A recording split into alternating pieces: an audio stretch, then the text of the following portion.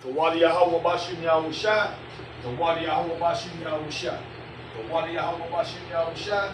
Tawadi Yahweh Bashim Yahushai. Bashim Rakakadash Rakadam. Peace and blessings to Hofer Lep, 1 for the full, the rest of 1/3. Shalom, shalom. Yeah. Deep. Oh, man. Peace and blessings to all my apostles, elders, and bishops in Malachi. Shalom, shalom. Say it again. All my apostles, elders, and bishops in Malachi, Speckaberg, Aquathim, shalom, shalom. And yo, boy, I'm telling you, these Edomites are something else.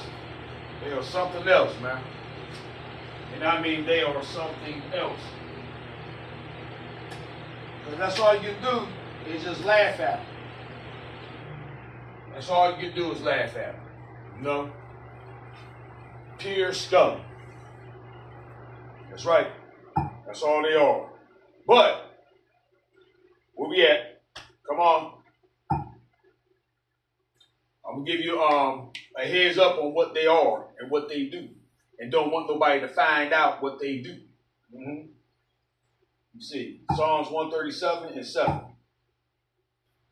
Remember, O Lord, the children of Edom in the day of Jerusalem. You said, raise it, even to the foundation thereof, O daughter of Babylon, who art to be destroyed.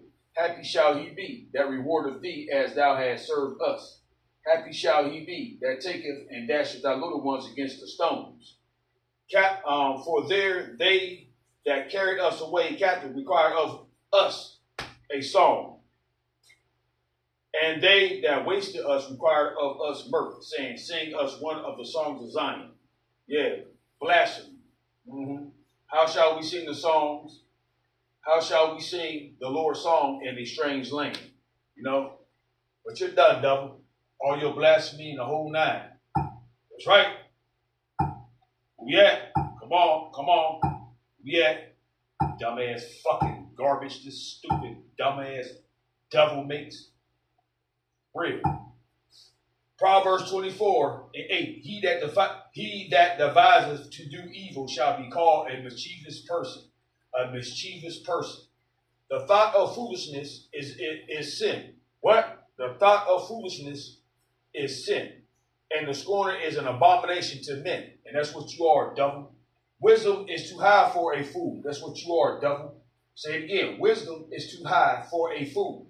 You're a fool, devil. He openeth not his mouth in the gate. That's right.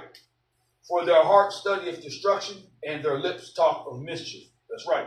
Barakatah Yahweh, Barakatah Yahweh Shai. Barakatah Yahweh, Barakatah Yahweh Shai. That's right. For there shall be no reward. It's like goddamn devil. For there shall be no reward to the evil man. The candle of the wicked shall be put out. What? The candle of the wicked shall be put out. So we're going to show you something right here about these devils. You know what I'm saying? Because they are the devil that the Bible speaks of. Oh, yes. Big time. And I mean big time. Here you go. The entire history of Europe is a story of people refusing to wash their asses while looking down on everyone else. Let's start with the ancestors you worship so much. Medieval and early modern Europeans. People so filthy they were literally scared of water. They believed that bathing opened the pores and let in disease, so instead of washing, they simply wiped themselves down with dry rags and perfume. Imagine thinking water is bad for you while living in streets filled with feces and piss. Doctors warned against bathing, saying that it was too stimulating and would weaken the body. Instead, they told people to rub themselves with dry powders or just change their linens and call it a day. King Louis XIV of France, the Sun King, bathed twice in his entire life. Let that sink in. The most powerful man in Europe smelled like a rotting corpse dipped in cologne. Queen Isabella of Spain also bragged about only bathing twice in her entire life. These people ruled empires while literally festering in their own filth. You want to call other people savages? Let's talk about their hygiene habits, or lack thereof. They didn't wash their clothes. They just aired them out like letting filth touch fresh air was some kind of magical cleaning method. They slept in lice-infested beds and wore the same sweat-soaked, piss-stained clothing for weeks or months at a time. Queen Elizabeth I bragged about only changing her undergarments once a month. Her whole palace must have smelled like a backed-up sewer. Their mouths? A disaster. Europeans didn't brush their teeth. At all. By the time they were 30, their mouths were full of blackened, rotting stumps.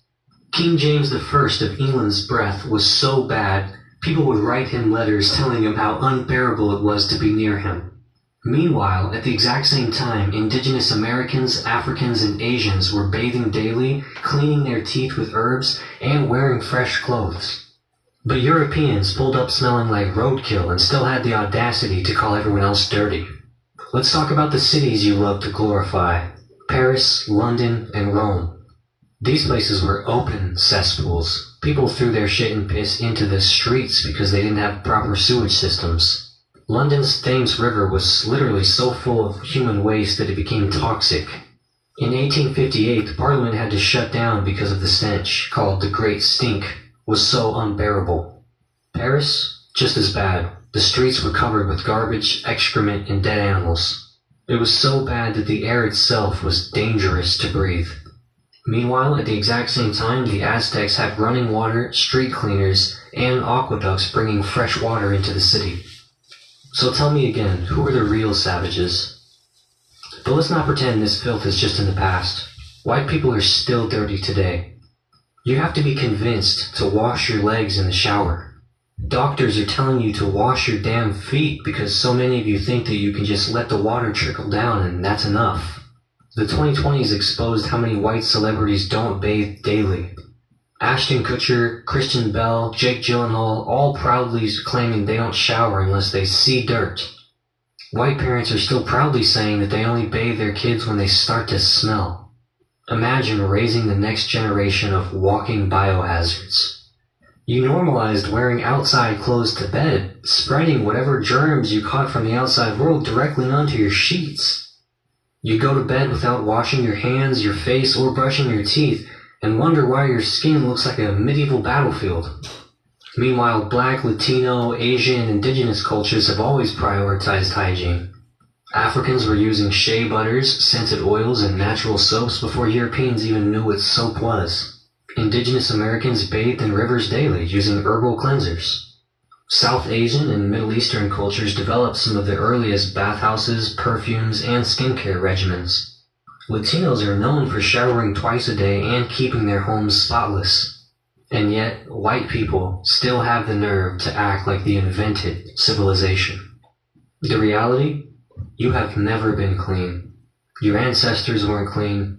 Your great-grandparents weren't clean. Your hygiene habits, questionable at best. Cope. With everything happening today,